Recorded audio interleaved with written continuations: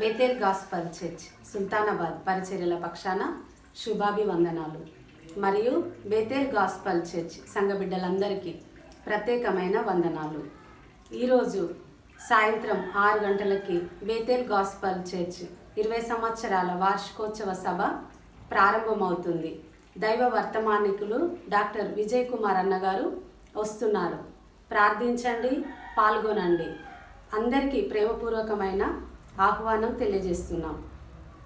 ఈరోజు దేవుని వాగ్దానము ఫిలిప్పీలకు రాసిన పత్రిక 4వ అధ్యాయము 4వ వచనం.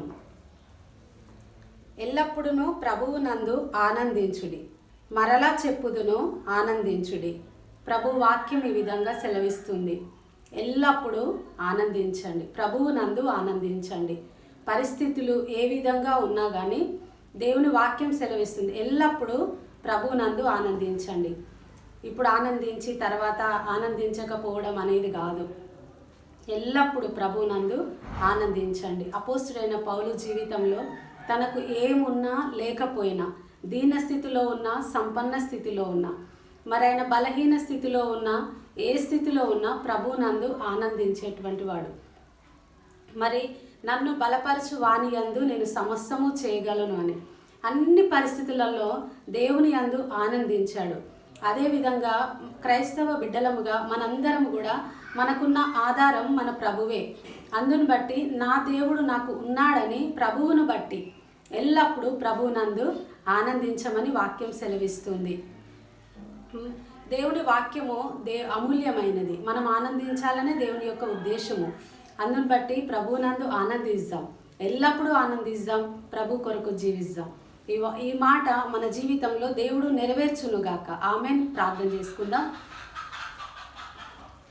సర్వోన్నతుడా, కృపా సత్య సంపూర్ణుడా, మీ పాదాలకు వందనాలు చెల్లిస్తున్నాను దేవా. మరి ఈ సమయంలో తండ్రి ఎల్లప్పుడూ ప్రభువు నందు ఆనందించుడని సెలవిచ్చిన దేవా అయ్యా, మరి మేమందరం కూడా ఏ స్థితిలో ఉన్నా మిమ్మల్ని బట్టి ఎల్లప్పుడూ ఆనందించడానికి సహాయం అనుగ్రహించండి ప్రభా, కృప చూపించండి తండ్రి. స్తోత్రము.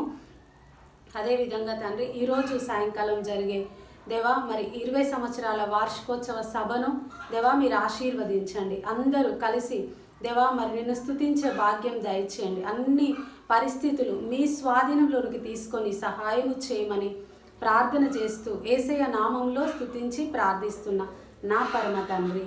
ఆమేన్.